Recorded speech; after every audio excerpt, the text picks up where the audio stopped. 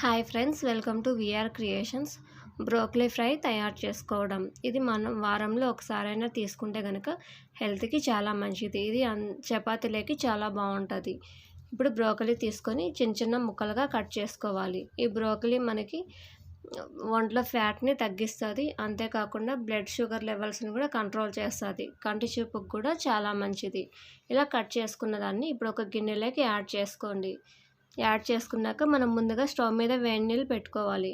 ఈ వేడి నీళ్ళని బ్రోకలీలోకి యాడ్ చేసి 10 నిమిషాలు వేడి నీళ్ళల్లో ఉంచాలి. ఇలా ఉంచడం వల్ల మనకు బ్యాక్టీరియా ఏమన్నా ఉంటే కనుక క్లియర్ అవుతుంది. 10 నిమిషాల తర్వాత మనం వేరే గిన్నెలోకి స్ట్రైన్ అవుట్ చేసుకోవాలి.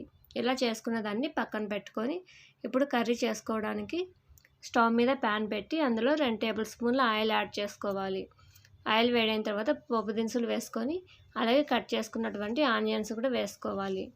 వీటిని 2 నిమిషాలు ఫ్రై చేసుకున్నాక కొద్దిగా కరివేపాకు వేసి కొద్దిగా పసుపు కూడా వేసుకోవాలి. అలాగే ముందుగా మనం డ్రైన్ అవుట్ చేసి పెట్టుకున్నటువంటి బ్రోకలీని యాడ్ చేసుకోవాలి. ఇందులో కొద్దిగా సాల్ట్ వేసుకొని మొత్తం కలిసేటట్టు గరిటెతోటి కలుపుకోవాలి. ఇలా కలుపుకున్నాక మూత పెట్టుకొని 3 to 4 మినిట్స్ మీడియం ఫ్లేమ్లో ఉడికించుకోవాలి. మూత తీసి మరొకసారి మొత్తం కలుపుకొని ఇందులో 1 టీ స్పూన్ మిరియాల పొడి, 1 టీ స్పూన్ కారం, 1/2 టీ స్పూన్ గరం మసాలా వేసుకొని మొత్తం కలిసేటట్టు కలుపుకోవాలి.